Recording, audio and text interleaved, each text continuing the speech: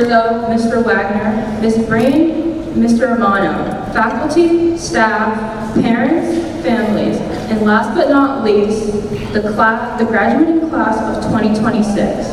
My name is Madison Daughtry, and I have been bestowed the honor of being with you here today as a valedictorian of St. Edmund Prep's class of 2026. And while I alone may be the person standing up here now, this honor was not due to my efforts alone. It was the result of the efforts of my teachers who guided me, family who supported me, and friends who shared their study tips and guides. So I would like to thank each and every one of them for playing a crucial role in my standing here with you now. First, I would like to give a special thank you to my mother, who has been an instrumental support for me.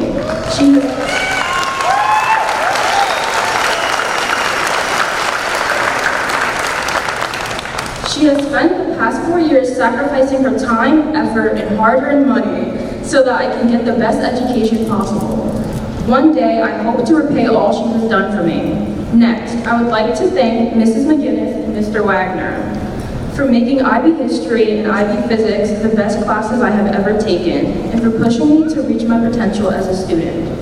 I would also like to thank my friends Alexa, Olivia, Carrie, Anna, Amelia, and Lucia for being so supportive over the past 4 years. And I would especially like to thank my best friend, Stephanie Dogezo, who has spent the past 4 years proofreading my essays, centering me during difficult moments, and being the best friend any person could ask for. And last but not least, Allison, I did not forget about you. Thank you for reading my thousands of drafts of college essays. You were a huge help. All of you have played a significant role in my life. Thank you so much. I was told today was about looking into the future, but before we can do that, I would like to tell you a story that starts in the past. This story dates back to the beginning of freshman year, the morning of my first day of school, when I first saw an elderly man walking his dog along the street I had taken to get to the Q train. I was relatively new to the neighborhood, so I had not seen him before. Despite not knowing me, he smiled and waved at me. At first, I thought nothing of the interaction, a simple act of kindness from a stranger. But every day from then on, I would see this man walking his dog, and he would smile and wave. Over the years, it had become routine. He had become a constant source of familiarity and kindness. Wake, rinse, repeat. But one day, I would like to see immediately, but it was not. I noticed that he was gone. For weeks, I had been left wondering what happened to him. It was not as if he held any particular significance in my life. He was simply a constant, until he was not. Every one of you, class of 2026, has been a constant in my life over these last 4 years. Just like that elderly man, you have been a constant in each other's lives, and on this day, that will stop. You will no longer wake up at 6 in the morning, take that bus, and walk into school with all your friends. You may have no idea what your peers are doing, just as I have no idea if that old man moved away, if he went to do something greater, what happened to him. But even though you may not be constants in each other's lives anymore, it does not mean you will lose each other. Because the truth is, every single person here has made an impact on you. No matter how small or large a role they played in your life. The person who lent you a pencil in your geometry test sophomore year may have been the reason why you did not panic and fail. The person you were randomly assigned to in a group project may be your future best man. Every single person here represents a lesson, a hard truth, or a memory. Or a memory that you can take with you into the future. Just as that old man represents how the least obvious things may make a tremendous difference in your life. So I thank each and every one of you for the role you have played in shaping who I am today. And I implore you, as you step into the future, do not think you have to be rid of your past. Hold on to it. Hold on to the memories, the people, the feelings you had at St. Edmund Preparatory High School. Now for the future part. When I think of constants, well, first I think of algebra and calculus, which is one thing I wouldn't mind leaving in the past, but we might be out of luck on that one. I think of the phrase, the only constant in life is change. And as cliche as it sounds, it is true. Over the past 4 years, I have heard dozens of my peers express their opinions about this very day. Some excited, others anxious.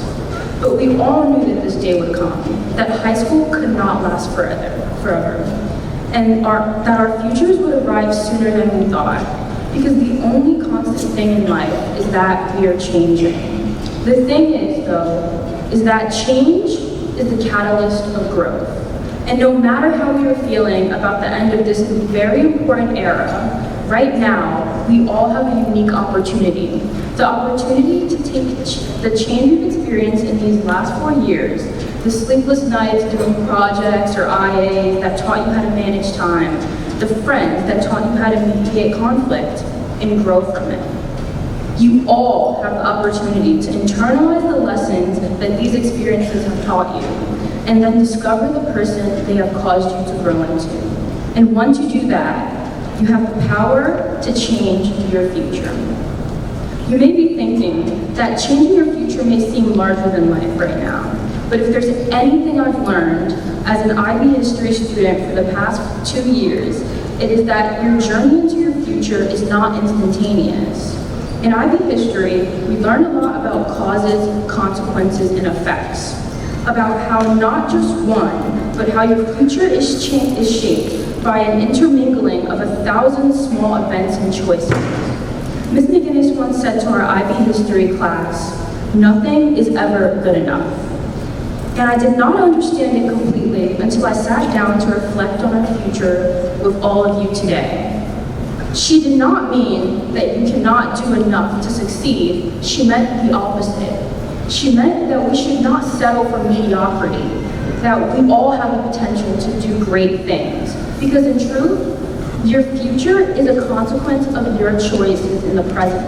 So in order to change your future, don't sit idly by and watch life happen to you. Create your own path.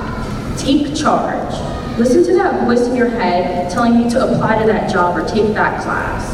Be the change. Create your own future.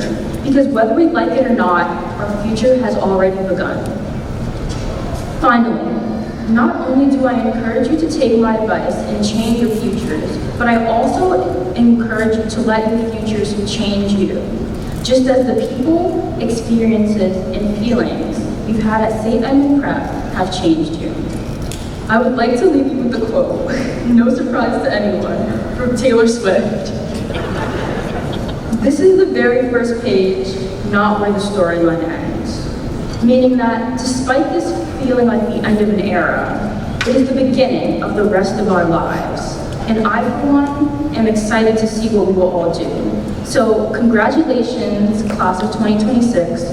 Welcome to your future.